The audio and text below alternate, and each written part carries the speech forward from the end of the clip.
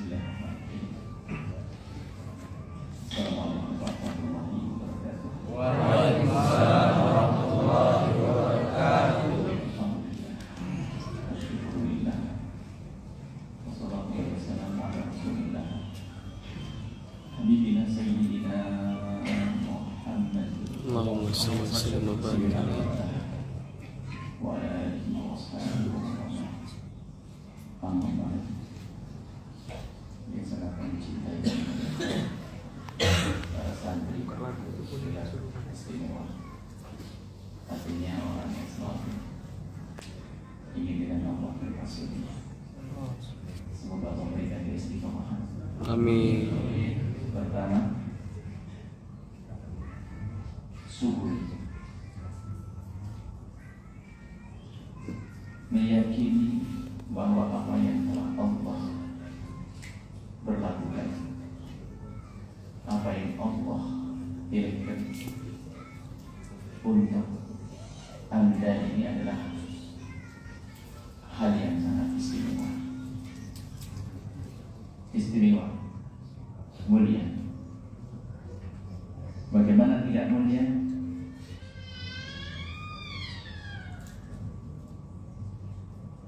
Setiap hari pikiran dan gerak-gerik Anda adalah untuk umat. Jadi bangun tidur mikir, jadi pahala. Ada orang yang diletakkan oleh Allah kesibukannya untuk dosa terus. Bangun tidur mikir dosa, apakah jahat kepada orang atau bermacam-macam dosa. Itu pilihan. Maka dari itu siapapun yang telah Allah telah letakkan di tempat kebaikan, kalau tidak menyadari itu adalah karunia agung, khawatir cabut nikmat itu. Yang kita petik bukan saat ini. Mungkin ada sesuatu yang sifatnya duniawi yang kita dapat, tapi lebih dari itu, yang paling agung adalah nanti yang akan kita petik di akhirat.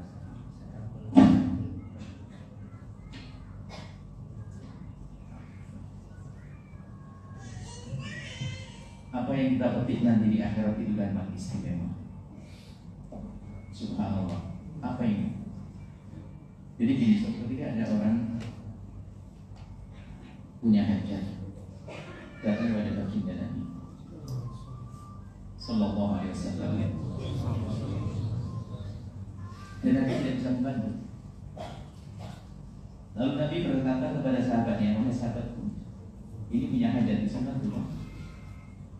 Orang ini tidak bisa bantu. Sampai ke yang berikutnya, hingga sampailah pada orang yang bilang, apa kata baginda Nabi? Kau mendapatkan pahala, dan engkau nyampe lagi. Artinya, Anda ini punya dapat pahala double. Pertama apa? Membantu orang seperti pesantren dan sebagainya, itu pahala. Kedua adalah membawa orang yang semula mungkin tidak mau berderma lalu menjadi berderma. Ini kan memang untuk membawa orang seperti itu perlu cara, perlu trik. Tidak semua orang bisa ya. Mungkin saya datang kepada seorang, Bu, berderma belum tentu mau.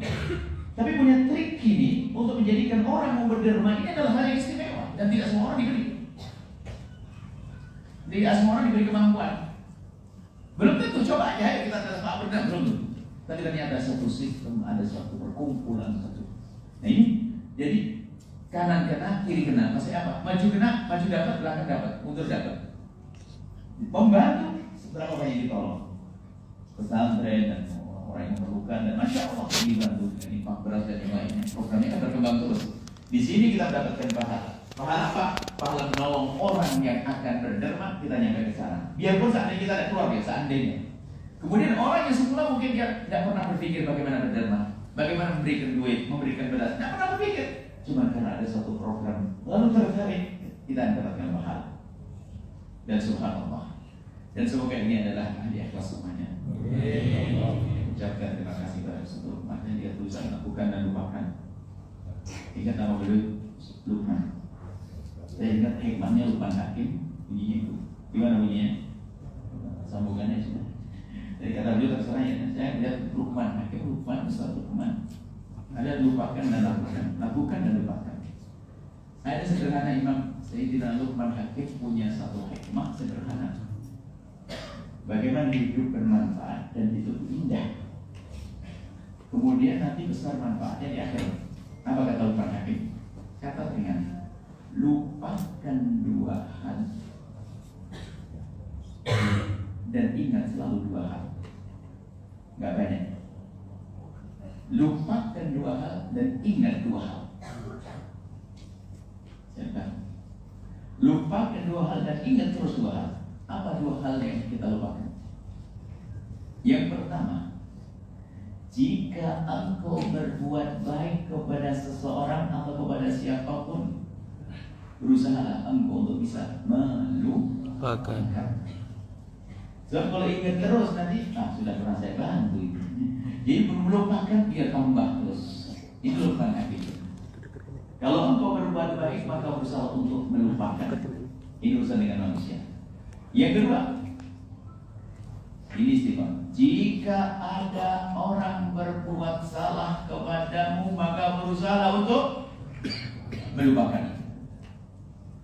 Hidup enak, gak ada dendam, ngapain dendam, gak capek. Ada orang dendam capek dilihat dia kemarin begini ngomong dalam kehidupan terus semua jadi dosanya. Kemudian dua hal yang harus selalu kita ingat. Dua hal yang hendaknya selalu kita ingat. Yang pertama adalah jika engkau berbuat salah kepada seseorang, hendaknya selalu engkau bisa mengingatkan. Jangan ulang lagi. Lalu kita bisa terus minta maaf. Lalu kita selalu minta maaf. Kemudian yang kedua yang harus selalu kita ingat adalah jika ada orang berbuat baik kepadamu maka berusaha engkau untuk bisa selalu mengingatnya. Kelihatan ini yang ditanamkan. Itu kan Luqman Hakim zaman dulu. Semoga ini juga termasuknya. Namanya sama insya Allah wahai makhluk.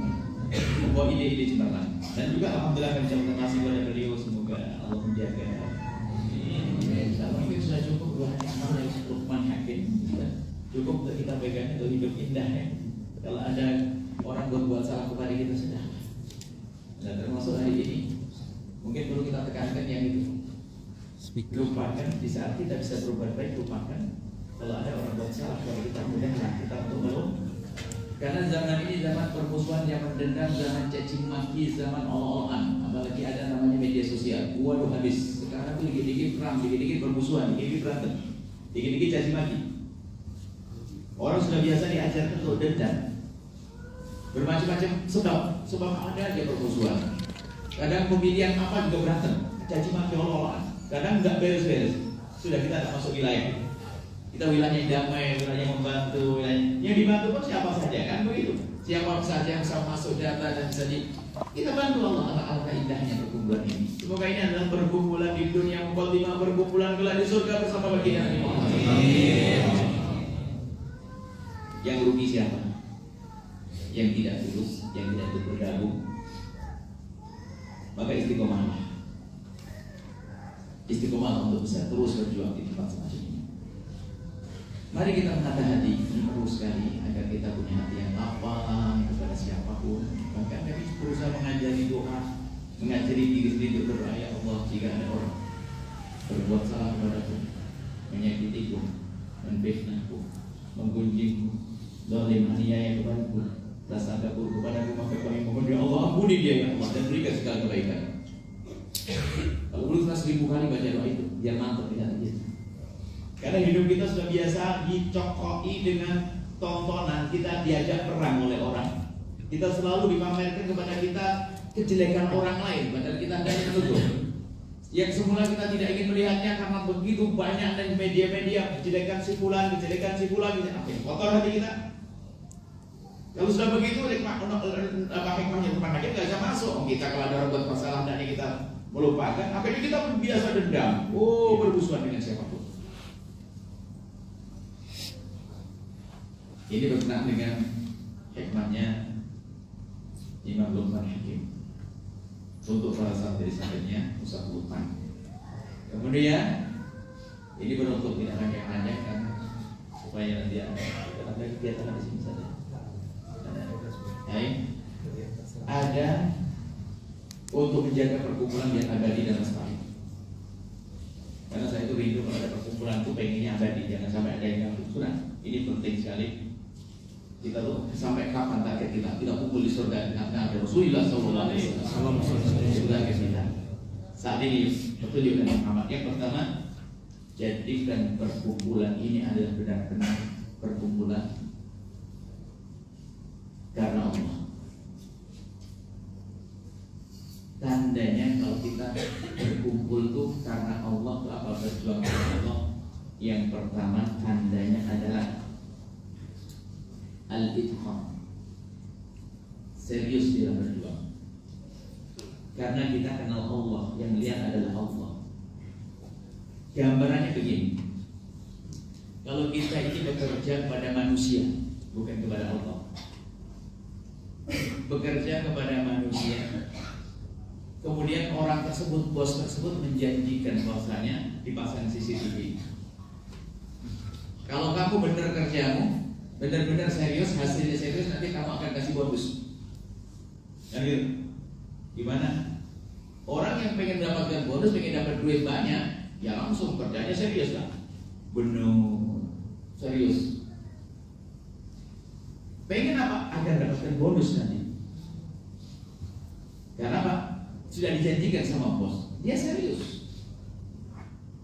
Serius. Kalau CCTV-nya mati,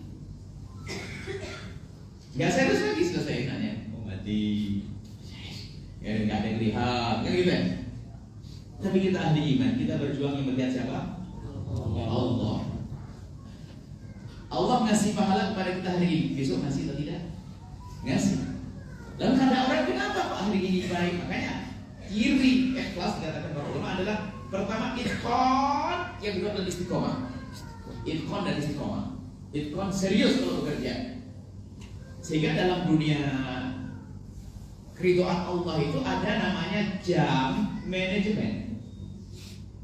Harus mau kita dengan jam manajemen. Kerja mulai jam 7 pagi sampai jam 14. Itu jam manajemen, sebab aturan dunia itu harus ada manajemennya.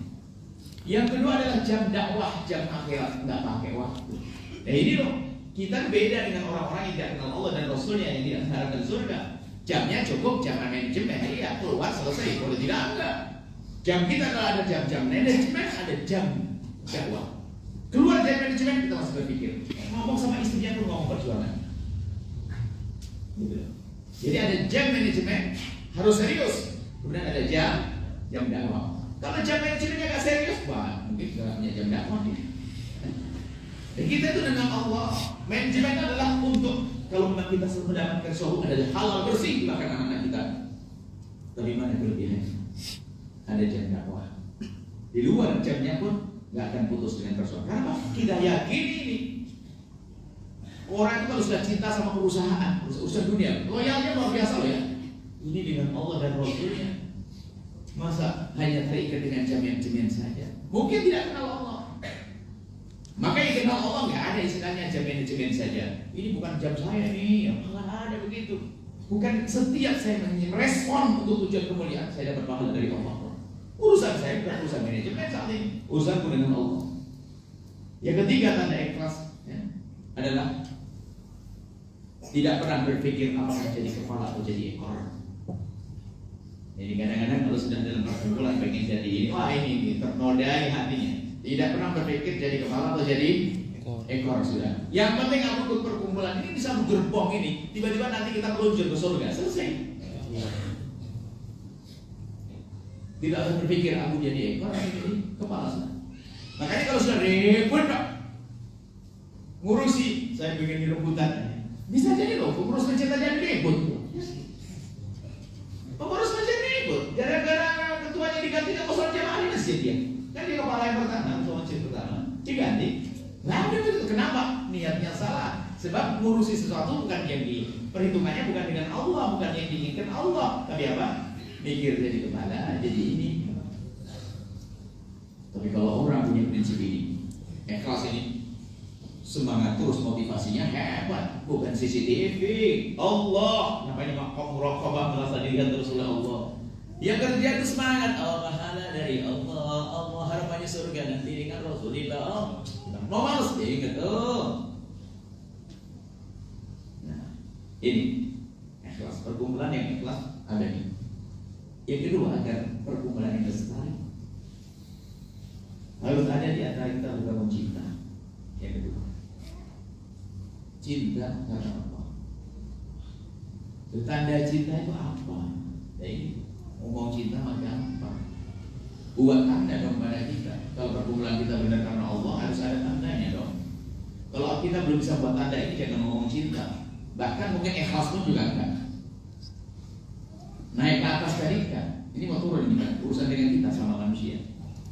Perkumpulan yang lestari adalah ada tanda cinta. Bagaimana tanda cinta ini? Yang pertama, kita harus sering mendoakan sesama berjuang di saat kita tidak berjumpa. Karena cinta akan tumbuh subur di saat kita sering berdoa di saat berpisah. Bukan tidak kelihatan. Kalau orang mendoakan di saat bertemu bisa basa-basi. Ada orang habis ngasih sarung, semoga kita doain Pak Haji, semoga tambah banyak rezekinya. Dia baru kasih sarung, minta tambahan barangkali. Doa yang paling hebat adalah di saat orang itu tidak ada di hadapan kita, waktu kita sendiri. Makanya biasakan kalau buka HP grup itu jangan hanya buka, kalau begitu lintaskan panjatan doa yang dibaca dia ke Allah, panjatan. Itu akan mengasah hati kita. Lalu akan muncul, akan menyala hati itu dengan cinta. Itu doa, sering dilupakan. Jangan menyepelekan ini. Kemudian doa kebaikan yang kita panjatkan di saat orang tidak ada di hadapan kita, di samping kita akan menumbuhkan cinta dan kasih kita, akan menjadi sebab dikabul doa untuk kita. Imam Muslim meriwayatkan dari Abi Darda, "Min abdin muslimin yaqulu ya akhil muslimin Allah ridhaihi ila Allah ala wa Tidak ada seorang mukmin mendoakan orang lain di saat orang itu tidak ada di hadapannya secara fisik atau tidak ada di hadapannya secara hati, mungkin lagi gak enak hati. Kalau kita mendoakan orang yang bikin masalah dengan kita, apalagi sahib kita, tadi ngomong kasar waktu ngangkat berat ikut saya marah ngomong kasar.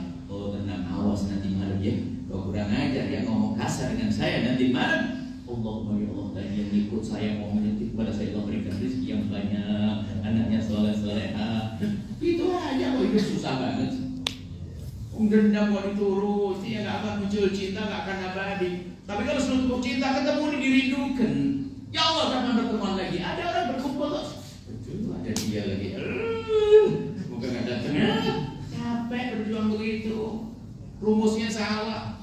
Tapi kalau terbangun cinta, cinta bisa dibangun. Dalam bahasa Inggris apa itu? Tyson dalam jelaran kayak filmnya. Tyson jelaran kuliner. Karena biasakan kita dengan mendoakan itu, akhirnya muncul cinta. Caranya mendoakan, tolong jangan.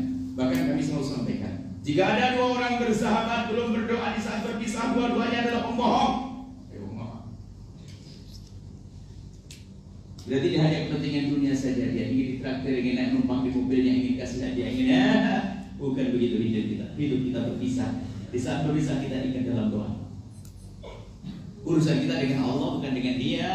Allah. Di samping itu kan enak kalau itu dengan cinta.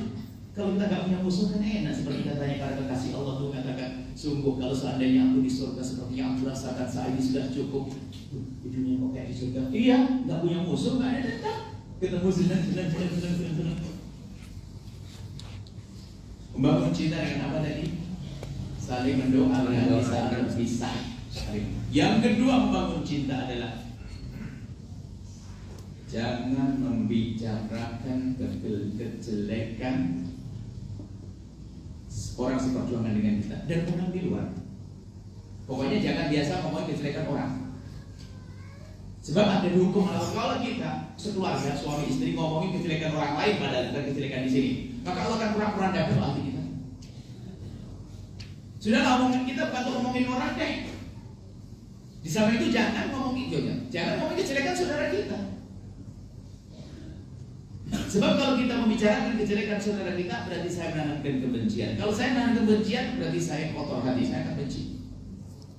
Kalau saya dengan suatu rumah, misalnya ada sahabat kita, saat kita ngomongin kejelekannya, gimana dia gini, apa yang tertanam? Ada benci. Jadi saya menanamkan kebencian, merusak orang kamu. Kalau kita merusak orang, nggak ditolong oleh Allah. Ya kan? Kalau ada saudara kita, manusia kita semuanya bisa salah. Kita bukan malaikat ini. Kalau kita ingin berkawan dengan orang yang tidak pernah punya salah sampai mati, gak punya kawan. Kalau ada orang menikah dengan perempuan yang tidak pernah punya salah sampai mati, gak akan menikah. Cuma kehebatan kita adalah jika ada kekurangan, kita bisa menutup. Kemudian kalau urusan nasihati, ada cara tanpa memperai. Mungkin kita sadarkan nasihati secara khusus. Yang jelas, jangan biasa bicarakan kejelekan. Kalau seandainya coba strategi kan pernah di hati orang. Misalnya ada tetangga, dia punya 10 poin. Kalau dalam hidup kita itu misalnya ada 10 poin, 9 poin jelek semuanya. Mungkin dia tidak sholat, begini. Cuman ada 1 poin baiknya. Poin misalnya dia pernah nyumbang kamar mandi masjid misalnya. Kalau ketemu orang, kalau kita lewat dengan kawan-kawan, lihat rumah orang tersebut, apa yang tadi kita bicarakan? Oh dia alhamdulillah dia termasuk orang bantu masjid. Nggak usah bilang. Oh, kalau kita kan orang itu, apaan bangun masjid, nggak pernah sholat, ngapain? Maka pandailah kita melihat. Sebetulnya kan kecerdasan cara pandangnya. Ingat mungkin ada seorang pelukis yang melukis raja. Seorang pelukis mudah berkata, tolong lukis saya akan dipajang dan ini akan disebar ke penjuru dunia, penjuru negeri. Rajanya kupingnya sebelah. Sebelahnya ada kupingnya. Karena kupingnya sebelah, kayaknya apa? Bukan lukisan pertama langsung gambar raja itu sudah ganteng, kupingnya utuh. Kurang ajar kamu lagi, bohong kamu udah. Tidak ada bertanya. Kupingnya tuh, tidak ada kupingnya di kupingnya, ada kupingnya jadi ngecek malah kemana? Makanya satu lagi pelukis bilang, dia pindah posisi dari sebelah. Jadi gambar ganteng, rupanya apa? Bukan dari kanannya raja, kalau raja dia gambar dari kirinya. Jadi kelihatan kuping sebelah. Kuping kanannya nggak kelihatan. Kata raja ini baru hebat dapat hadiah. Maknanya apa? Kepandaian dalam kita mandang orang itu cerdas namanya. Kita masih bisa kok melihat kebaikan orang tanpa harus melihat kejelekan. Dan biasa melihat kejelekan orang seperti dari kebusukan hati kita. Namanya suudzon dan sebagainya. Kalau kita gambarkan orang suudzon prasangka buruk itu permasalahannya apa sih? Permasalahannya di dalam dirinya. Dia pelaku kejahatan itu sendiri biarpun masih dalam tahapan berpikir. Belum melakukan, berpikir, belum melakukan. Jadi dia selalu menyamakan orang dengan dirinya. Karena prasangka buruk seburuk-buruk orang. Baik, contoh saja kalau ada orang pernah mencuri di sebuah tempat supermarket atau tempat yang pojok, dia nyelinap masuk, kemudian tolak kiri kanan lalu ngambil. Besok hari kalau dia duduk tempat itu, kalau lihat orang yang seperti itu, dia ngomong apa kira-kira? Kayaknya mau nyuri dia. Tuh kok bisa ngomong gitu? Aku juga kemarin gitu, gitu loh. Jadi orang merasa buruk itu sebetulnya dia adalah pelaku pertama sebelum dia. Dia pun hanya dalam taraf berpikir. Jadi jelek busuk. Makanya jangan merasa buruk, maka jangan sampai tingkat membicarakan kejelekan saudara kita. Lagi hukuman dari Allah mentadab dan hadis Nabi mentadab ba'arada ahi tadab wa'arada. Kalau kita biasa ngomongin kejelekan orang, Allah bongkar ya kita, direndahkan dan kita nggak bisa mulia. Alhamdulillah. Ya, jadi jangan membicarakan kejelekan seseorang, tapi sebutlah kebaikannya. Allah indah. Kami punya satu banyak itu saja sebut-sebut. Misalnya tetangga tadi yang mungkin punya 9 poin kejelekan, tapi 1 poin kebaikannya kita sebut. Di majlis begini, tahu tak tetangga itu? Ya Masya Allah, dia biasa selalu membersihkan masjid ini. Itu kok yang kita sebut. Padahal yang lainnya banyak kejahatannya. Tapi apa yang mendengar? Yang mendengar terpesona. Kalau keluar dari masjid melihat tetangga tadi jadi senyumnya, dia mikir, ya Allah kok baik banget sama saya.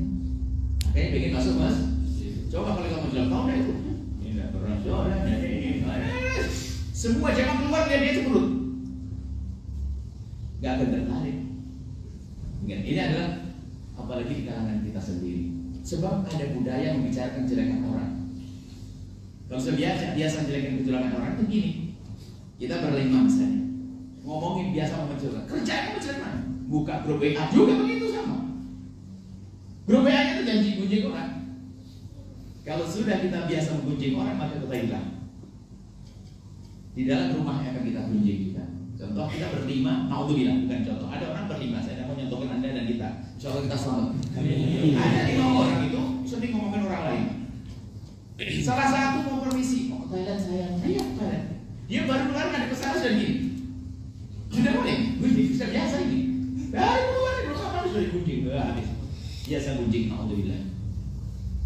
Itu yang harus kita hadirkan bahwasanya insya Allah dengan hal-hal yang semacam ini akan mudah kita untuk bisa menjaga melestarikan perkumpulan. Yang ketiga ini terakhir itu ada amin nanti insya Allah. Yang ketiga agar lestari sebuah perkumpulan, budayakan dalam hidup kita ini adalah budaya ini. Tulis yang gede slogan. Mudah mengingatkan dan mudah diingatkan. Beres semuanya. Mudah mengingatkan dan mudah diingatkan. Ada orang tuh pintar mengingatkan, tapi bila diingatkan langsung balik, langsung miring umumnya. Ini biasanya ibu-ibu. Kalau bapak-bapak berdiri langsung itu Anda kirinya. Jelek semuanya. Jadi kalau ada orang, kalau diingatkan itu adalah berubah mukanya. Kalau diingatkan pintar tapi susah bisa diingat. Itu gak baik. Atau sebaliknya, dia paling pandai, kalau diingatkan dia udah terima kasih. Kalau dia paling menakut gitu temennya. Anda jangan hidup dengan orang semacam itu.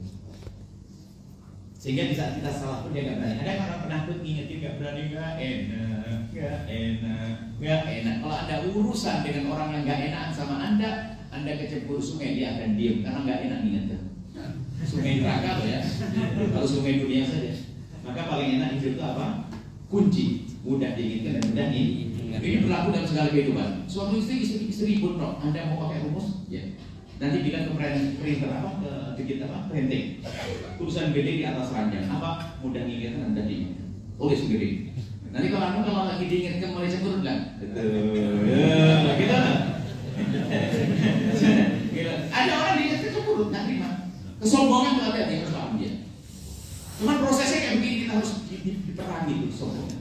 Bahkan biasakan kalau ada orang mengingatkan kita bisa kita salah, pastikan kita akan balas dengan kebaikan. Hadiah atau apa, ucapkan terima kasih. Jangan punya ungkapan-ungkapan yang tidak nyaman. Karena sebetulnya itu peringatan yang diberikan kepada kita kan hadiah. Terlepas caranya seperti apa, jangan mikir. Imam Ghazali saya menggambarkan dia, orang ini kadang-kadang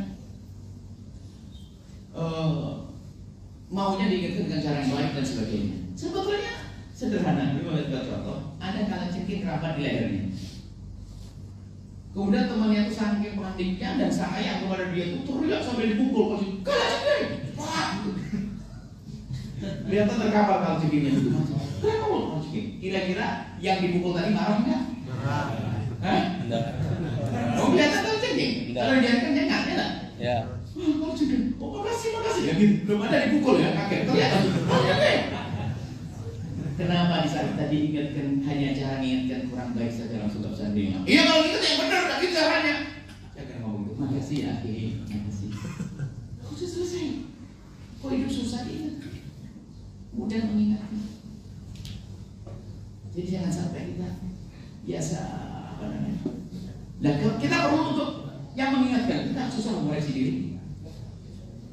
Paling enak sebetulnya kalau saya Umar bin Khattab bisa diingatkan, padahal dia seorang khalifah, diingat oleh seseorang apa kata beliau?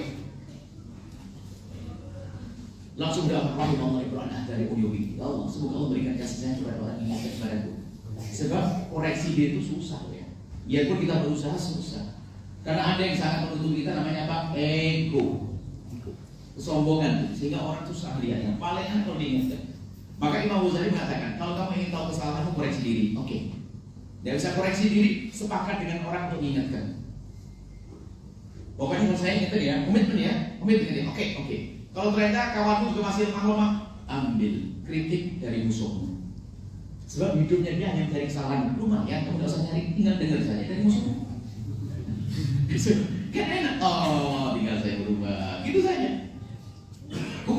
kalau kita tidak seperti itu, tidak dibantu orang lain, yang menutupi diri kita itu adalah aku, ego. Kotoran lahir batin itu sama. Contoh saja, saya buat contoh. Di meja begini, saya lagi duduk di meja begini. Tiba-tiba lagi begini ada, astagfirullahaladzim. Ini bos, kurang ajar. Siapa nih Ingus ini? Ya Allah, Ingus, astagfirullahaladzim. Kan gitu, Ingus, di sini ada gitu. Di meja ada Ingus, kita lagi begini, nyek. Lenyek ya. Astagfirullah, ya baiknya Allah. Begitu, kurang ajar dia sini. Betul kan? Coba. Suatu ketika semoga sehat semuanya. Di saat lagi demam dan flu, meler, cuma gitu. Biasa aja. Biasa aja. Kenapa? Ada akunya. Karena ini milik aku. Coba padahal di lab kan kan sama bahannya. Sama. Tapi kenapa kalau kita nyantai? Karena ada aku. Ada aku sombongan. Maka perlu dalam hidup ini kita apa tadi untuk mudah mengingatkan kita diingatkan. Pegang rumus ini. Pokoknya nanti kalau ada temannya diingatkan kumpul langsung keluarkan. Set tulisan. Tadi slogan. Mudah kan? Gak jadi marah dia. Mau marah ini dulu. Bukan saya ngomong tulisan. Udah. Itu aja. Sebab ini perlu. Karena apa?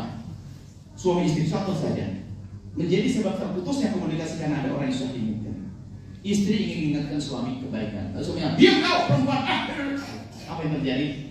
Esok hari mati semangat istri untuk mengingatkan. Ya, jadi hidup takut terputus komunikasi. Akhirnya apa? Suaminya semakin jauh dari Allah. Sama, sohib diingatkan, takutnya apa? Lu diam, kayak orang suci aja.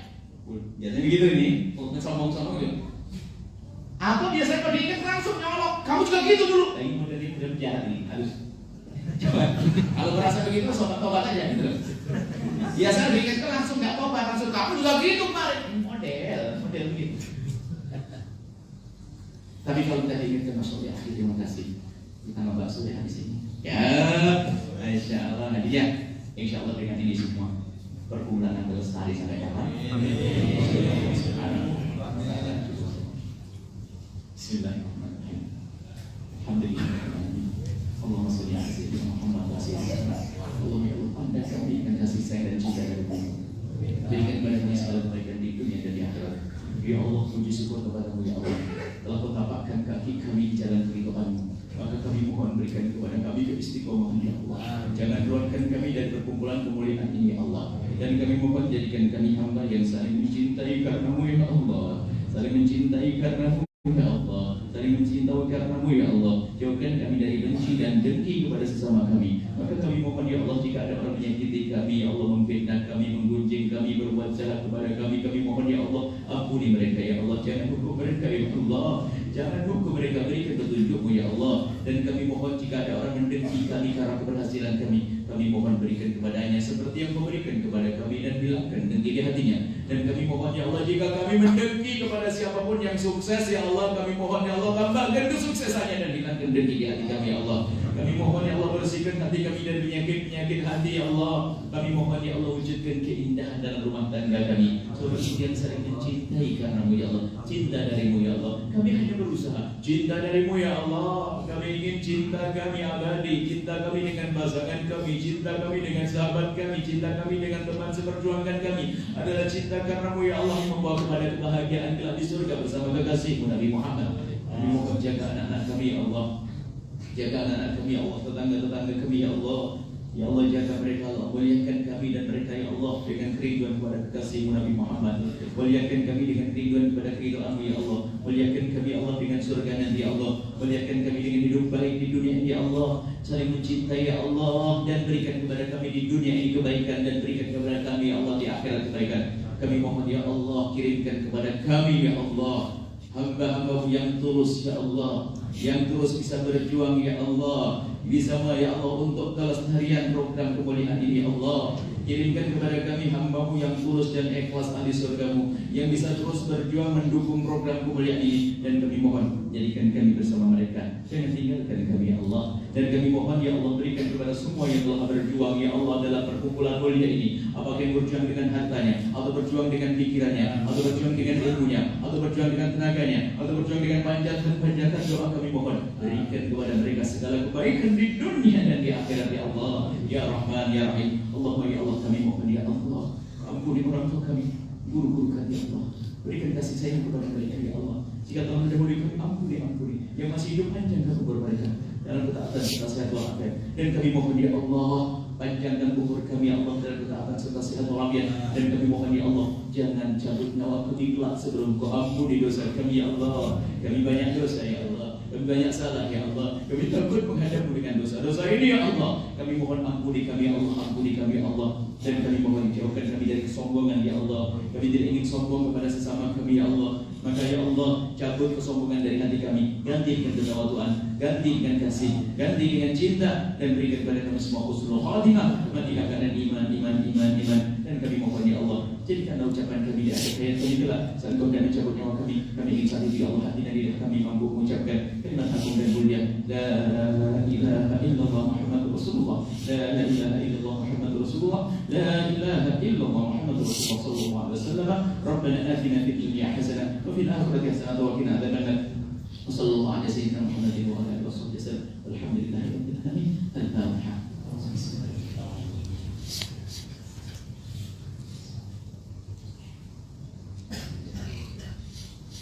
Terima kasih semuanya. Masya Allah, mohon maaf kalau selalu.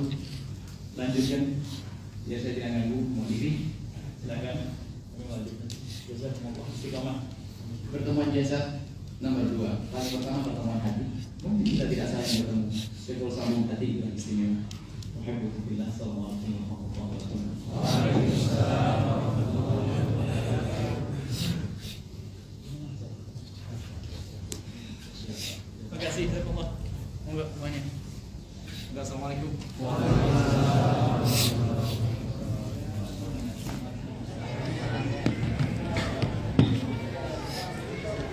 Auzubillahi minasyaitonirrajim. Bismillahirrahmanirrahim. Assalamualaikum warahmatullahi wabarakatuh. Waalaikumsalam warahmatullahi wabarakatuh. Alhamdulillahirabbil alamin. Alhamdulillahilladzi bi ni'matihi tatimmus shalihat. Alhamdulillahilladzi hadana li hadza wa ma kunna linahtadiya laula an hadana Allah. Asyhadu an la ilaha illallah wa asyhadu anna Muhammadar Rasulullah. Allahumma shalli ala sayyidina Muhammad wa ala ali sayyidina Muhammad. Allahu akbar walillahil hamd.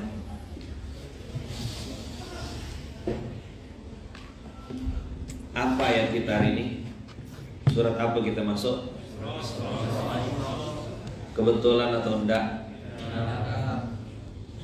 Tak pernah ada ceritanya kebetulan di dunia. Kita yang harus pandai-pandai baca 17 ayat 1 ini, inilah rumus kehidupan. Ada yang tahu kalau hari ini kita masuk di juz 15, ayatnya kita yang pilih? Tidak ada yang kita pilih.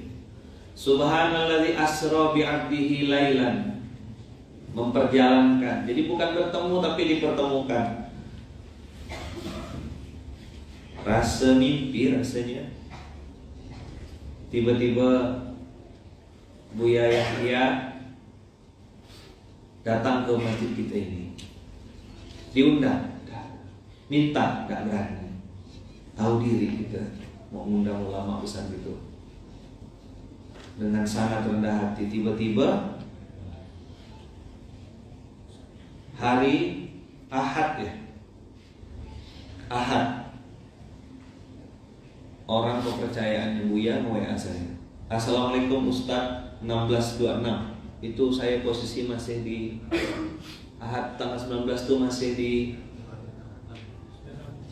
mana? 19 Hisbah Mizan, baru balik. Perjalanan macet-macet sama Izur ya. Semoga senantiasa sehat walafiat. Waalaikumsalam. Siap Ustadz, gimana? Jam malam baru dibalas. Beliau WA-nya sore, saya baru balasnya malam. Handphone mati. Afwan Kiai, insya Allah hari Selasa atau Rabu Buya rencana mampir ke silaturahim ke Munzalah.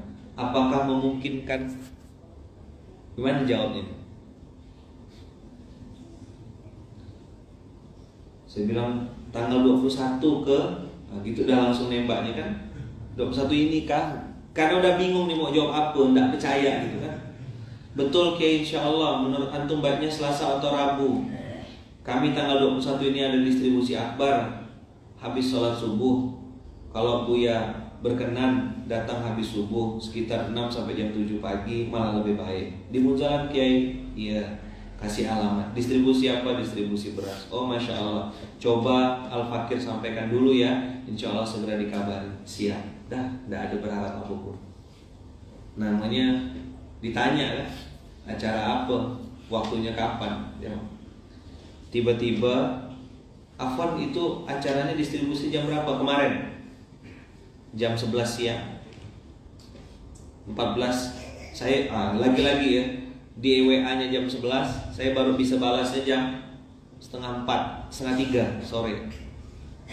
Tahu-tahu sore menjelang maghrib dapat WA. Udah putus dan istilah WA kan? Tahu-tahu insya Allah Kiai Buya besok pagi pada subuh silaturahim ke Munzalah. Tak bisa jawab kecuali beli naik mata. Ya Allah, begini benar cara Allah. Maka tadi waktu Buya datang depan pintu tuh ya saya tak bisa nahan haru, nahan nangis. Karena selama ini saya sering nonton Buya di YouTube, berharap, berdoa semoga Allah pertemukan dengan cara-cara terbaik. Gimana caranya? Saya tidak mau minta-minta sama manusia, tidak mau minta-minta sama Allah. Dalam hati doa, ya Allah datangkanlah guru saya. Jadi kalau bicara tokoh nasional yang saya belum ketemu ya Buya. Kalau yang lain insya Allah sebagai besar saya sudah ketemu semua. Dan saya anggap guru besar ya. Saya ini ya tidak ada apa-apanya gitu. Betul-betul kecil, hina. Dan tadi Buya mengingatkan kita satu kalimat yang itu powerful. Satu, ada 3 poin tadi kan. Cinta karena Allah, berdoa, saling mendoakan saat berpisah, dan mudah mengingatkan dan mudah diingatkan. Mudah-mudahan semuanya dengar ini. Yang laki-laki dengar, yang perempuan juga dengar. Ini penyakit memang. Istri insecure karena merasa suaminya terlalu mendominasi. Juga tidak sedikit suami-suami yang insecure, bahkan sudah hampa kasih sayang cinta itu ya karena istri juga susah untuk diingatkan dan padahal wal asr tadi itu la fi khusri, kita semuanya pasti rugi. Illal ladzina amanu wa 'amilus shalihat wa tawassaw bil haqq wa tawassaw bis sabr.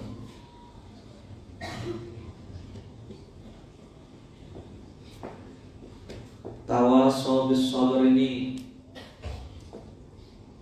yang harus dibuang betul-betul ego tadi itu. Ya kalau ingus orang kita langsung caci maki, betul kata Buya. Ketika ingus sendiri ya kita tidak apa-apa ya karena ada akunya. Berkali-kali saya bilang teman-teman semua, kalau gitu ya, kita nih mau betul-betul tahu siapa diri kita,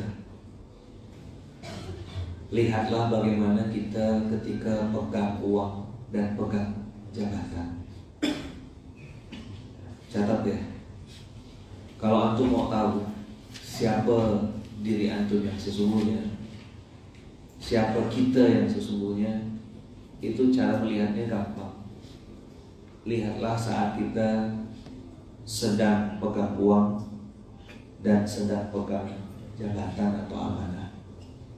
Antum akan tahu siapa. Ada orang tuh kena uang tuh udah langsung tumbang gitu.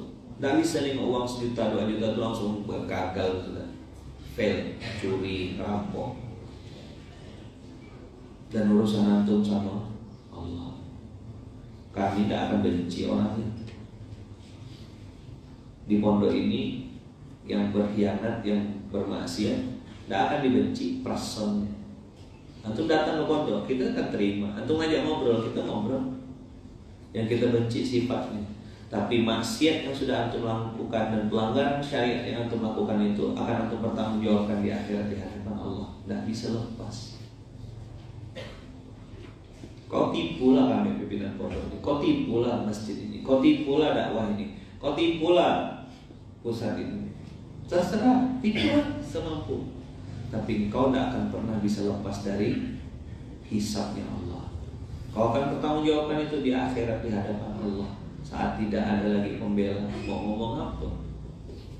Kau lepas di dunia ini tidak ketahuan sekian bulan, tidak ketahuan sekian tahun, tidak ketahuan, tidak apa-apa. Tapi kau akan minta dan diminta pertanggungjawaban di hadapan Allah. Tidak usah cerita alam akhirat, barzah, kuburan, udah pasti dibantai, pasti. Teman-teman, kalau sekedar dibikin aturan pasang CCTV, bikin akad ulang, santri penerima amanah, kita nih we are nothing, Allah is everything dan segala macam, hanya sekedar itu saja, semua bisa tanda tangan kok. Menghadirkan iman dalam hati hanya orang-orang tertentu, apalagi ini banyak. Cuman mau kontrol isi kepala otak orang sebanyak ini. Maka semakin menjalani dibesarkan Allah, saya atau ya kami pimpinan makin pajak besar-besar WA nanti itu. Ustaz pakai baju apa? Tidak ada baju apa, cuma tulisan WA nanti nggak di dalam, kecil. Bajunya udah hitam polos, sudah tak ada apa-apa.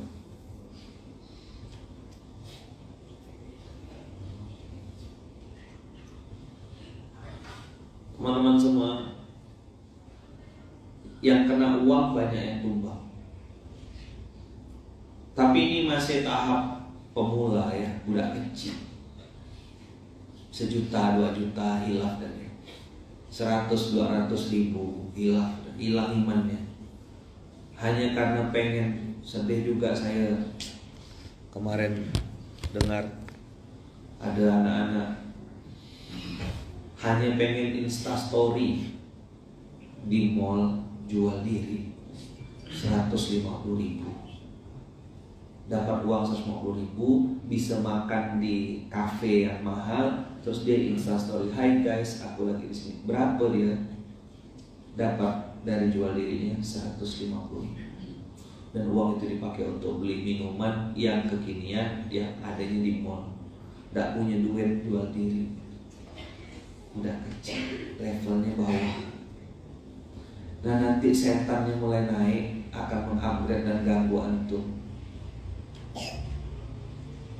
di level jabatan. Maka di pondok ini dari mulai saya pengasuh, pimpinan sampai bawah itu namanya PJS. Apa? PJS. Apa PJS? Penanggung jawab sementara.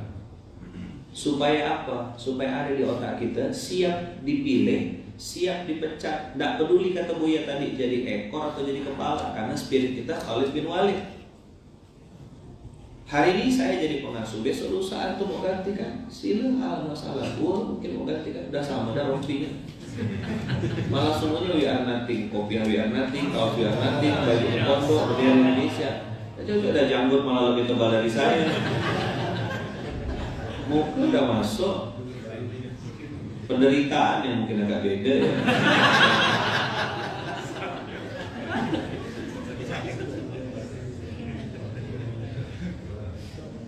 Mau gantikan saya, sila. Nggak basa-basi nih kawan-kawan. Antum kira saya main-main? Serius, siapa mau gantikan saya? Dengan senang hati. Saya bukan masalah antum mau pakai fasilitas yang saya pakailah. Yang sedang saya pikirkan gimana hisab nanti di akhirat, gimana tanggung jawabnya di hadapan Allah. Maka penanggung jawab sementara yang ada di Munzalan ini, dari mulai saya pengasuh, ya kan, pimpinan, wakil pengasuh pusat, wakil pengasuh wilayah, sampai semua bawah-bawah itu semuanya PJS, penanggung jawab sementara. Apa Ustaz penanggung jawab sementara itu? Tanggung di dunia, jawab di akhirat. Nah, ketika penanggung jawab sementara itu kita pegang prinsip, maka kita siap untuk mengingatkan dan siap untuk diingatkan. Kalau ada yang ingatkan antum berarti sayang. Tadi kan tawasau bil haq, tawasau bis sabr.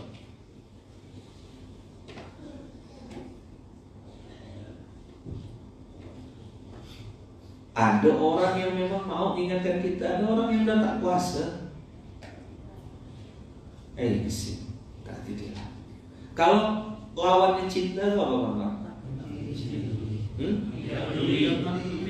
Siapa yang bilang benci tadi?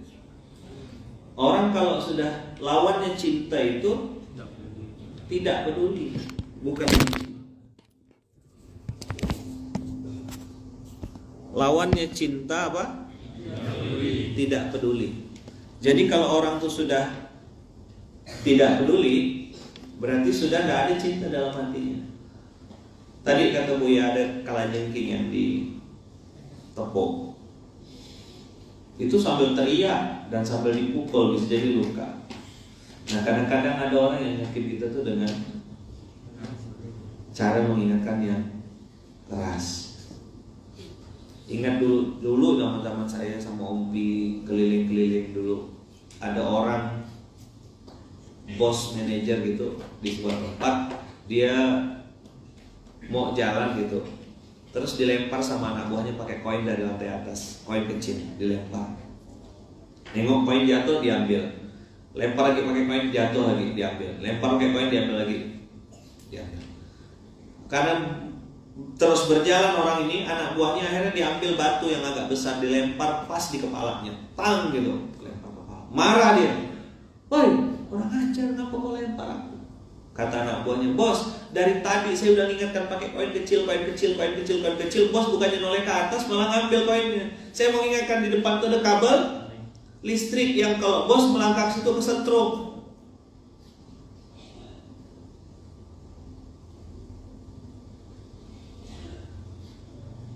Kadang-kadang teman-teman, pertolongan Allah itu ya kan datang kepada kita dengan bentuk peringatan yang tidak enak. Mudah-mudahlah untuk menerima nasihat. Mudah-mudahlah untuk menerima. Jangan sampai antum dipangkong dulu, dibantai dulu sama Allah, baru menerima nasihat. Poin 1, saya husnuzan. Mudah-mudahan kita semua hilang. Mudah-mudahan kan doa ya, bukan merasa. Poin kedua, saling mendoakan walaupun jauh. Saya ngerasa mudah-mudahan gitu. Ini sudah jadi kebiasaan kita. Saya mau highlight pesannya Buya. Mudah-mudahlah untuk memberikan peringatan. Tawasau bil haq, tawasau bis sabr. Mudah-mudahan untuk diingatkan. Tadi itu ndak enak. Betul sekali kata Buya tadi itu. Karena ndak enak, kawan yang masuk baret, ada ndak enak. Ada kebaikan, ndak enak ndak diajak, ndak enak ndak diundang. Dia ndak berbuat apa-apa, itu pintu gerbang iblis untuk menghancurkan kehidupan kita semua. Sikum wa ya nafsi bitaqwallah. Ini hadiah dari Allah. Ndak ada yang kebetulan. Semua terjadi dengan izin Allah. Begitu cepatnya Buya datang, begitu cepatnya Buya mengasih nasihat, dan Buya memberi nasihat kepada orang yang tepat, di waktu yang tepat, di tempat yang tepat, insya Allah. Kebayang antum Buya datang. Yang terkejut tadi siapa?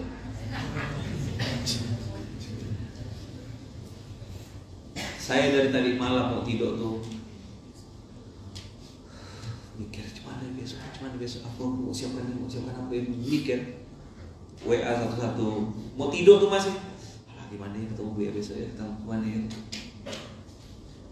Tadi waktu Buya datang di depan pintu saya tidak bisa nangis. Pas nonton video sedekah akbar, dapat ayatnya sudah subhanalladzi asra bi 'abdihi. Infak berasnya saya bilang diperjalankan Allah, dibesarkan Allah, bukan karya saya demi Allah, bukan karya saya, bukan karya Opi, bukan karya awal Bang Fras, kan?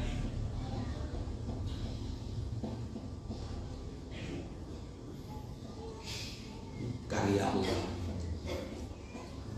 Beliau-beliau yang ditakdirkan Allah membersamai di awal, tidak jaminan juga akan ada di garis finish. Maka teman-teman, bukan siapa yang paling cepat, bukan siapa yang paling cepat, apa? Bukan siapa yang paling cepat, Bukan siapa yang paling hebat, bukan siapa yang paling hebat, bukan siapa yang paling pintar, bukan siapa yang paling pintar, tapi siapa yang bertahan lebih lama. Apa itu? Istiqomah. Berapa tahun antum ada di sini? Lulus tak dapat diuji dengan duit?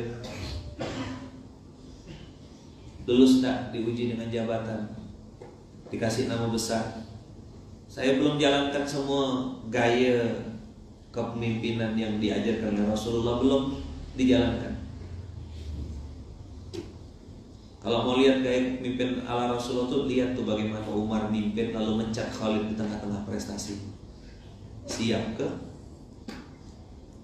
Kalau saya siap, insya Allah. Dengan senang hati saya mau kasihkan jabatannya, mau mengambil. saya udah duluan. Toh iya udah selesai dulu. Dah. Dah. Salah. Apa kata Tok yang menjalani passive income Tok Aji bukan? Tok yang main cari mainan yang lain. Tak ada. Ngupir seorang, bawa mobil seorang tuh ya.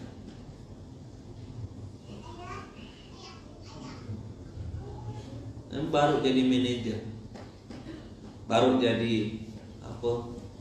Tak ngerti saya. Antum ngerasa tinggi. Kami pimpinan tidak akan pernah mangkong kepala antum, tidak akan pernah mukul antum. Tapi Allah Rabbul Alamin, para malaikatnya tahu di mana ada sinyal-sinyal kesombongan, tahu betul. Pasti dibantai. Ciri-ciri kesombongan itu apa kan? Tidak mau koordinasi, tidak mau konsultasi, tidak mau nanya, berani-berani memutuskan seorang. Itu sinyal-sinyal kesombongan. Ente tidak dibantai sama pimpinan, tidak dibantai sama To'ya, tapi Allah dan malaikatnya benci betul sama yang kesombongan. Dibantai ente, tidak pernah muncul ke permukaan. Baru mau naik, bang jatuh. Baru mau naik, bang jatuh. Baru mau naik, dipukul lagi. Yang mukul bukan pimpinan, bukan, tapi sistem ilahi. Tidak ada tempat untuk orang sombong di dunia ini. Coba diulang. Tidak ada tempat untuk orang sombong di sini.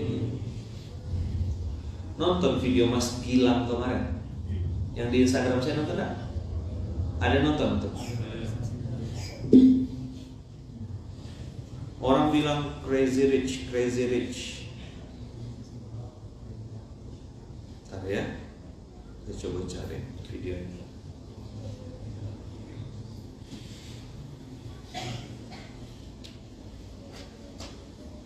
Mudah-mudahan ada.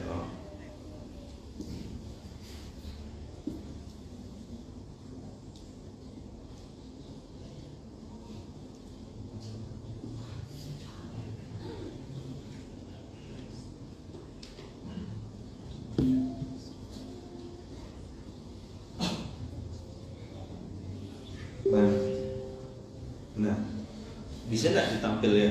Kasih ke Denny kan?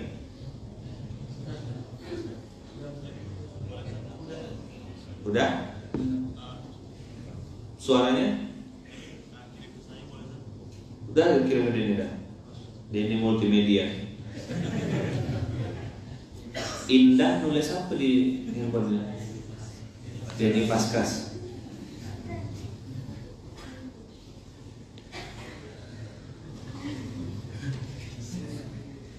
Tidak ada tempat untuk orang sombong di dunia ini. Nah, biar Denny putarkan dulu. Telegram sebenarnya lebih gampang ya.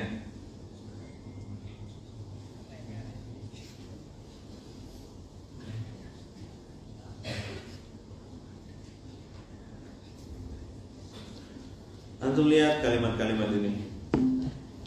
Saya kan penasaran ya. Kenapa sih beliau ini bisa sekaya gitu. Dan beliau kemarin tuh Allah pertemukan lagi saya di Jakarta sama beliau nunjukkan tangannya ke saya. Tumben gitu dan gak nyangka gitu.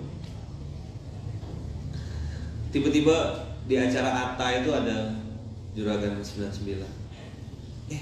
Kok ada beliau? Saya lagi live tuh respon apa ini kan tanggal 13 ketemu beliau, tanggal 18 ketemu lagi kan. Mas saya belum balik. Aduh Ustaz, kok bisa di sini Ustaz? Langsung beliau tepuk paha saya. Ustaz, ini tangan saya Ustaz. Jadi tangannya tuh di sini kapalan gitu. Apa kapal itu? Keras. Di sini. Ini bekas nyuci mobil Ustaz. Nyuci mobil, nyuci motor, masuk tangan saya ke lidi motor atau masuk tangan saya ke apa tuh velg mobil. Saya bilang, Mas, Rasulullah pernah cium tangan orang yang tangannya kasar. Saya bilang. Ditanya sama sahabat, kenapa kau cium tangan tukang pemecah batu ini ya Rasulullah? Kata Rasulullah, orang ini tangannya, kalau bahasa kita tuh bahasa sederhana ini, orang yang kan kalau hadis itu kan orang yang cari duit karena kan tangannya kotor karena mencari duit yang halal, Allah cinta kepadanya kan. Nah kalau bahasa saya dengan hamba Allah istimewa tuh, saya bilang gini, mungkin tangannya kotor tapi rezekinya bersih. Ada orang yang tangannya bersih tapi rezekinya kotor. Udah siap deh? Coba diputar deh.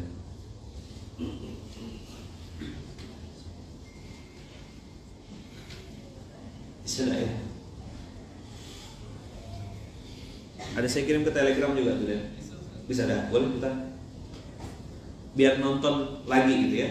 Nah ini ceritanya di atas panggung lagi ngobrol-ngobrol pada Allah. Alhamdulillah Ustaz Aulia bisa ngerekamnya.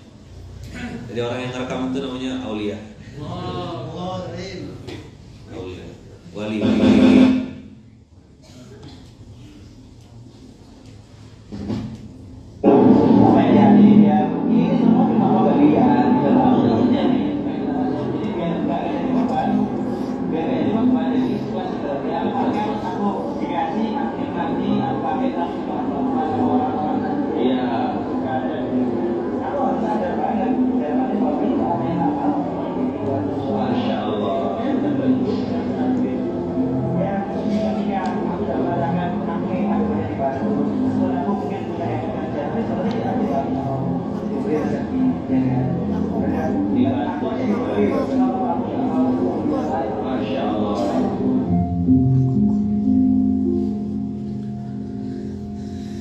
Jadi saya dapat jawaban kenapa kok beliau segitu-gitu rezekinya. Satu, karena dia menganggap rezeki itu adalah pemberian dari Allah. Aku jadi diberi sama Allah, masa aku gak mau memberi. Istrinya itu ya masih sampai sekarang masih bagi-bagi dan pakai tangannya sendiri gitu. Bagikan sepatu tuh berapa ratus sepatu, orang suruh nanti dibagikan sepatu. Ditanya istrinya ada ukuran berapa istrimu, kalau yang datang laki-laki. Ustaz, mamanya ukuran berapa, ibu mertua ukuran berapa, sampai segitu ingat-ingat orang. Dan mereka nih sekeluarga Masya Allah tabarakallah la uzaki ahad, dan saya tidak berlebih-lebihan karena saya nengok langsung dan lihat sendiri. Jadi saya ceritakan, Mas Gilang itu sangat hormat dan respek sama ibu kandungnya, sangat sayang. Bahkan ketika ibu Oma Min itu meninggal, Mas Gilang tuh ya mandikan jenazah ibunya, ngurus jenazah, pakai APD lengkap, dan beliau bilang, hancur sehancur-hancurnya hati saya ketika ibu wafat. Dan itu diucapkan berulang-ulang kali, sedih dan sayangnya. Saya pun teman-teman ngebandingkan diri gitu, pantas rezeki aku belum seperti Mas Gilang gitu. Baiknya aku sama orang tua tidak sebaik Mas Gilang. Dan saya terus terang yang masih jauh kawan-kawan dari anak soleh itu yang masih belum masih belajar. masih belajar jadi anak soleh gitu.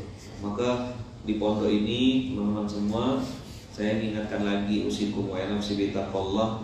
Kita bisa ada di titik ini karena kuasa Allah, karena kasih sayang Allah.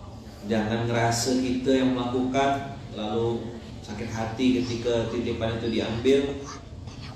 Ya, titipan uang, titipan jabatan itu punya Allah semua. Inna lillahi wa inna ilaihi raji'un. Tadi Buya mengajarkan saya pelajaran singkat. Ya, ada yang dengar, ada yang tidak dengar. Tapi qadarullah saya ditunjukkan Allah gitu. Sendalnya Buya itu dinaikkan di atas teras. Kata Buya, jangan di atas masjid, diturunkan ke bawah. Terus sendal jepit plastik, ada tulisannya Buya gitu. Kayak kena tampar bola-balik rasanya. Ya, orang kalau udah mulia itu pakai apa ya bagus ya. Kalau orang murah itu kan harus kelihatan mahal. Saya pernah nonton videonya Raffi Ahmad juga. Ditanya sama orang, Raffi kenapa tidak pernah pakai barang-barang branded? Kata Raffi, karena diri saya lebih mahal daripada barang-barang itu. Terus gimana kita nyikapinnya? Bedakan ya antara zuhud tadi itu. Zuhud itu tidak ada dunia di hati. Terus ini alat perang kita beli yang bagus-bagus, yang terbaik-terbaik ini. Kendaraan-kendaraan ini untuk syiar. Karena Rasulullah itu tahu menempatkannya. Humble, rendah hati itu untuk attitude daily life. Nah, ketika kita turun ke medan perang, maka yang kita bawa adalah nama Islam. Saya cerita kemarin di SMK, saya masuk ke mall, salah satu mall mewah, keren, pokoknya komplek orang kaya, PIM disingkatnya. Yang orang-orang pernah Jakarta tahu tuh Pondok Indah Mall. Di situ barang-barang brand yang tas tuh 8 juta, 7 juta, ikat pinggang 8 juta. Kalau antum masuk ya langsung pingsan kayaknya. Gimana Solihin? Nengok ikat pinggang 9 juta. Foto-foto megang, mungkin tak berani. Ihsan 9 bulan tuh Ustaz, kata Solihin. Saya qadarullah tak bisa lepas karena tak bawa topi, jadi pakai kopi ya. Saya bilang, Bang Ipan, ya ikut saya. Mau tamu lah pakai kopi, karena pakai kopi ya kan. Jadi geser. Saya bilang, Bang, tahu ngapa tadi? Saya tidak berani menyebut kebaikan yang saya juga sebut nominalnya.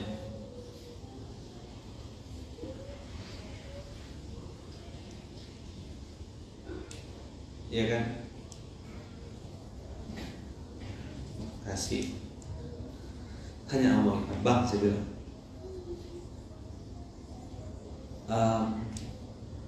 Ngapa kita bagi-bagi duit tadi di sales itu? Saya bilang, kan kita sudah bayar harga barang.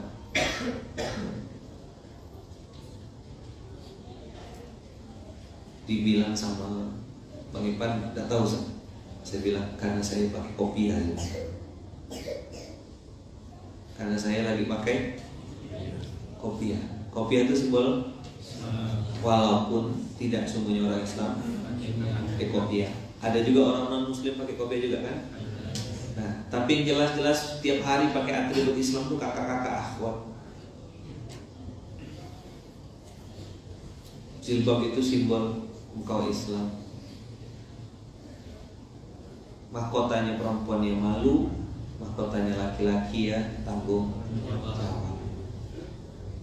Jadi refleksi 100 distribusi yang ke 100 ini teman-teman, refleksinya itu yang dijawab atau dijelaskan Buya tadi. 1, kita berbuat lillah, lakukan, lupakan. 2, kita ingat-ingat saudara kita saat sedang berpisah. 3, ini yang PR bersama. Mudah-mudahan untuk mengingatkan dan diingatkan. Mudah-mudahan Allah terima amal soleh kita semua. Allah terima kebaikan kita semua. Allah tutup semua aib-aib kita, dan semua amal soleh yang kita lakukan dari beberapa tahun yang lalu, sekecil apapun, semoga Allah terima dan Allah ridhoi. Saling mendoakan, mencintai karena Allah. Hari ini kita akan mengantarkan beras, mikul beras. Ingat-ingat, tangan yang nanti kita pakai untuk mikul beras adalah tangan yang kita pakai untuk bikin dosa di hadapan Allah. Mudah-mudahan tangan ini nanti bersaksi di hadapan Allah kita pernah melakukan sebuah kebaikan yang kita pun tidak pernah tahu apakah itu diterima atau tidak. Jadi kita minta di pagi ini Allah terima amal soleh kita semuanya, mengalir pahala kebaikan untuk kedua orang tua kita, dan menjadi wasilah untuk menggugurkan semua dosa-dosa kita di masa lalu. Al-Fatihah.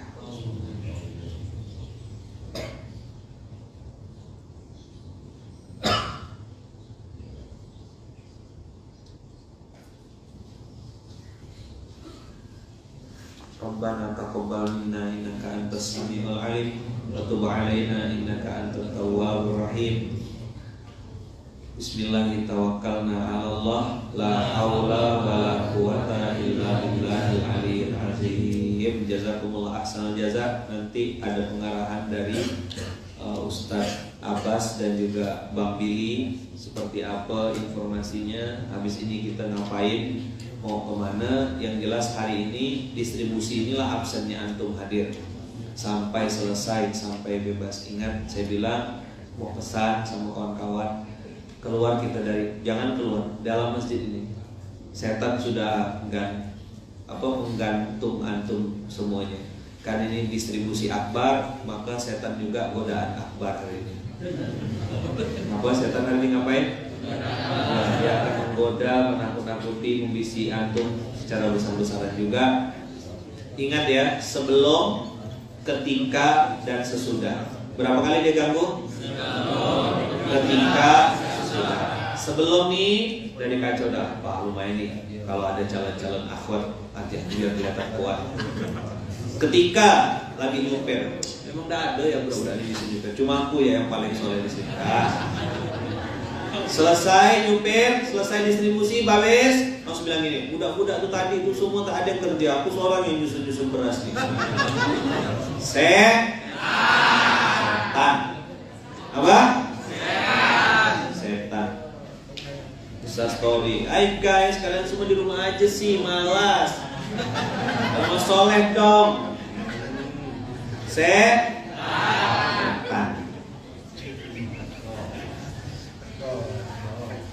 Apa? Nah, kata orang Melayu tekor. Biar tekor asal tersohor kata dia. Dah, sama-sama kita luruskan niat, bersihkan hati. Hari ini memang betul distribusi akbar, tapi hari ini setan juga mereka godaan akbar. Ya. Ada Ustaz Akbar. Nah. Maka teman-teman semua, ayo luruskan niat, bersihkan hati. Mana ketua panitia Ustaz Abbas dan Bang Billy? Gimana pengarahannya? Mumpung masih kumpul duduk tenang, tolong diarahkan dulu. Jazakumullah khairan. Assalamualaikum warahmatullahi wabarakatuh. Waalaikumsalam warahmatullahi wabarakatuh. Sini ya.